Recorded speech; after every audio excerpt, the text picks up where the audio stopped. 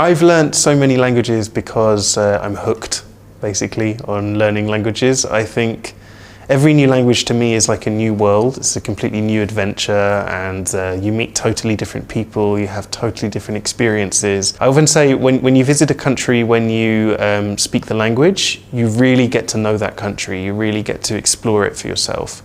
But when you visit a country and you don't speak the local language, you're relying on other people to explain what's happening to you. They're showing you their version of the country, but you can't really see it for yourself. All of the languages that I speak are fun. I think that's why I've stuck with them and enjoyed speaking them. I think I have the deepest emotional connection with Greek because my grandmother was from Greece, and so we use Greek in my family as well, and I've heard it ever since I was a child. But I also really like speaking German. There are so many languages that I would love to learn in the future. As I said, I'm hooked, so I'm very interested in Chinese at the moment. I work with someone from China who's teaching me little bits, and I think it's really cool when I hear her speaking to her family or friends on the phone in Chinese and think, wow, wouldn't it be really awesome to speak that?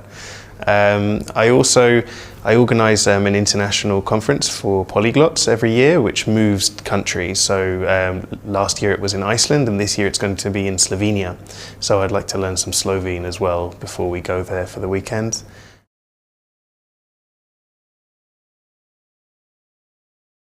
I always feel a little bit guilty that I'm from the UK, but I've never really learned any of our local languages here. So I've never learned Welsh, I've never learned Irish, I've never learned Scottish Gaelic.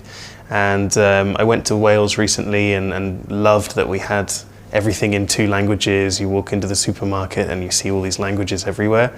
And I think it would be really cool to learn a language which is very close to where I live and that I could use. So I'd love to learn Welsh one day too.